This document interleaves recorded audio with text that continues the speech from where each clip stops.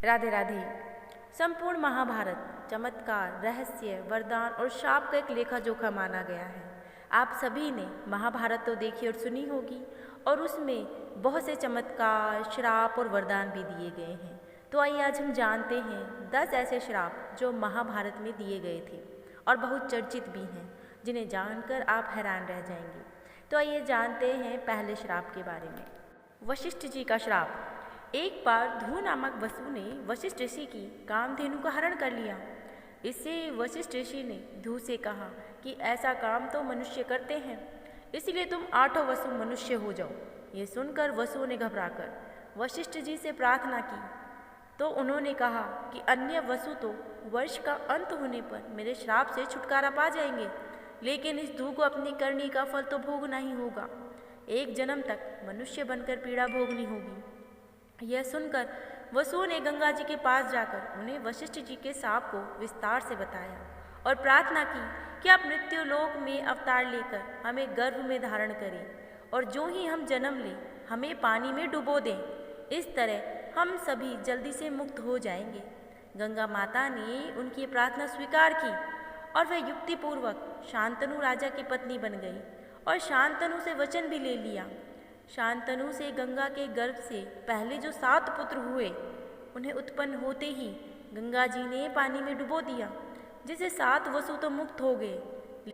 लेकिन 8वें को शांतनु ने गंगा को रोककर इसका कारण जानना चाहा।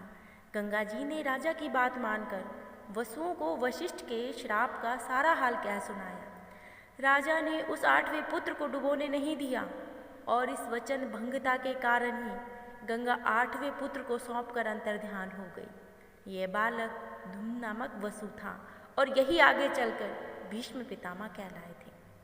दूसरा श्राप था अंबाजी का श्राप। सत्यवती के गर्भ से महाराज शांतनु को चित्रांगद और विचित्र वीर्य नाम के 2 पुत्र हुए। शांतनु की मृत्यु के बाद चित्रांगद राजा बनाए गए, किंतु गंधर्वों के साथ युद्ध में उनकी मृत्यु हो गई। तब विचित्र वीर्य बालक ही थे।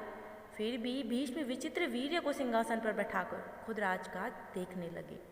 विचित्र वीर्य के युवा होने पर भीष्म ने बलपूर्वक काशीराज की 3 पुत्रियों का हरण कर लिया था और वे उसका विवाह विचित्र वीर्य से करना चाह रहे थे, क्योंकि भीष्म चाहते थे कि किसी भी तरह अपने पिता शांतनु का कुल बढ़े। लेकिन बाद में बड़ी राजकुमारी अम्बा को छोड़ दिया, क्योंकि वह शाल्वराज को प्यार करती थी। लेकिन शाल्वराज के पास जाने के बाद अम्बा को शाल्वराज ने स्वीकार करने से ही मना कर दिया। अम्बा के लिए ये बड़ी दुखदायी स्थिति हो चली थी।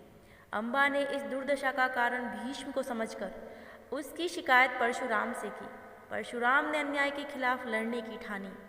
परशुराम ने भीष्म से कहा कि तुमने अम्बा का बलपूर्वक हरण किया है, अतः तुम्हें उससे विवाह करना ही होगा, अन्यथा मुझे युद्ध के लिए तैयार हो जाओ। भीष्म और परशुराम जी का 21 दिनों तक युद्ध चला।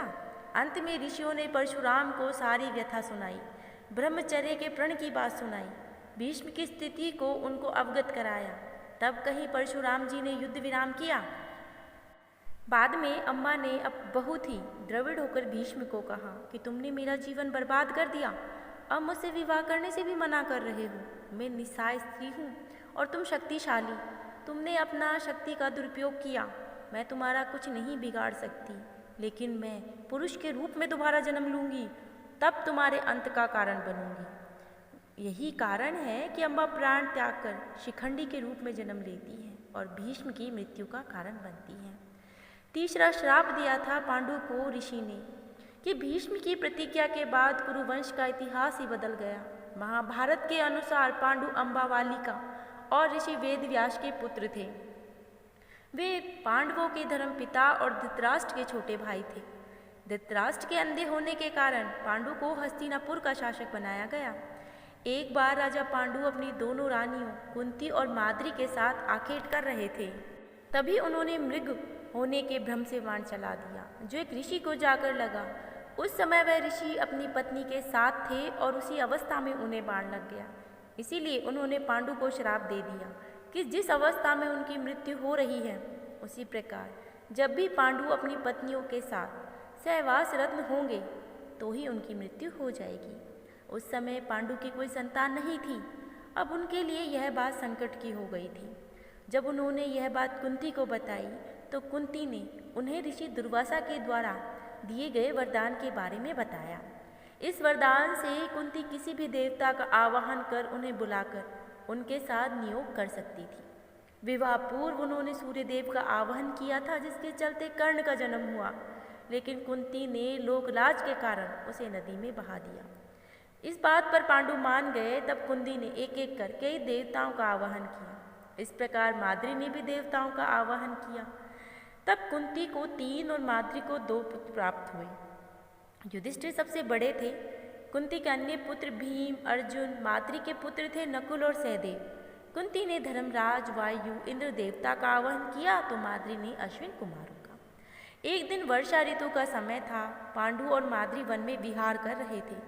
उस समय पांडु अपने काम वेग पर नियंत्रण ना रख सके और माद्री के साथ सहवास करने को उतावले हो गए। तब ऋषि का श्राप महाराज पांडु की मृत्यु के रूप में फलित हुआ। माद्री पांडु की इस मृत्यु को बर्दाश्त नहीं कर सकी और उनके साथ ही सती हो गई। यह देखकर पुत्रों के पालन पोषण का भार अब कुंती पर आ गया था।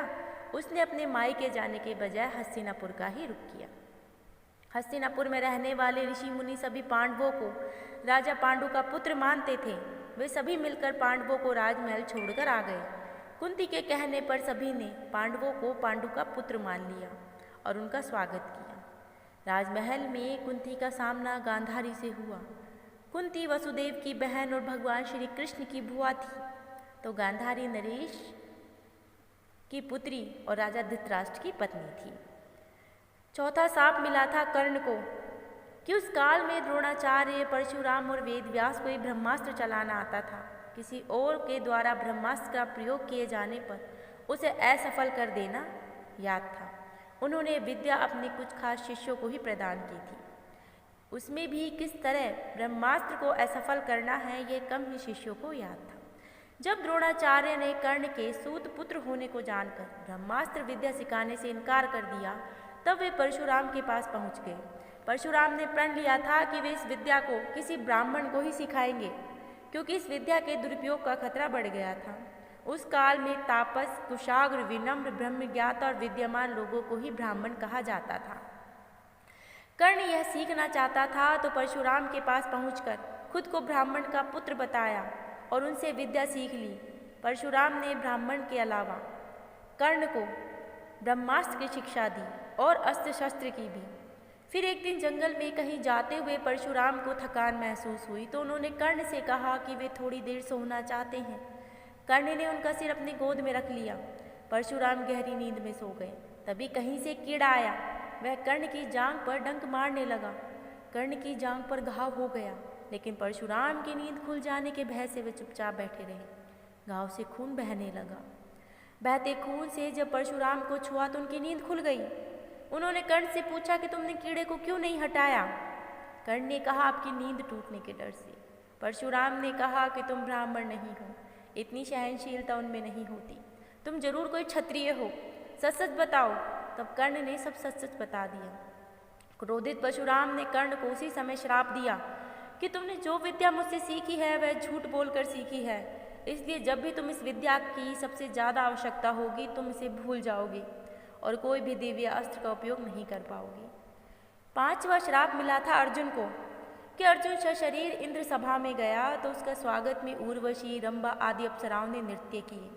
अर्जुन के रूप पर मोहित होकर उर्वशी उनके निवास पर आ गई और प्रणय निवेदन किया कि साथ ही इससे कोई दोष नहीं लगता। इससे पक्ष में अनेक दलीलें दी, किंतु अर्जुन ने अपने दृढ़ इंद्रिय संयम का परिचय देते हुए कहा कि मेरी दृष्टि में कुंती, माद्री और शची का जो स्थान है वही तुम्हारा है।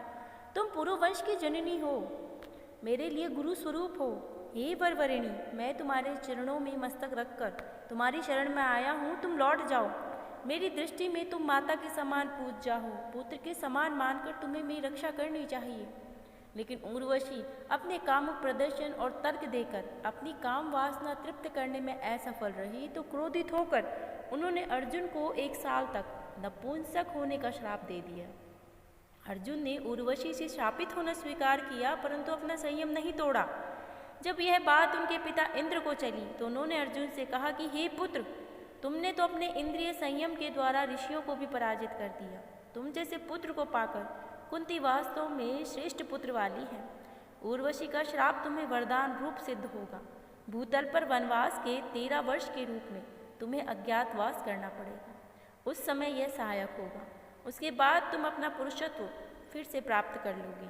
और इस श्राप के चलते ही अज्ञातवास के समय अर्जुन ने विराट के महल में नर्तक वेट में रहकर विराट की राजकुमारी को संगीत और विद्या सिखाई थी। तत्पश्चात वे श्राप मुक्त हो गए थे। आगे के 5 श्राप हम कल जानेंगे। उम्मीद है आप सबको यह जानकारी बहुत अच्छी लगी होगी, और अगर आपने चैनल को सब्सक्राइब नहीं किया है तो ज़रूर करें। बाकी के श्राप जो जानने हैं, राधे राधे।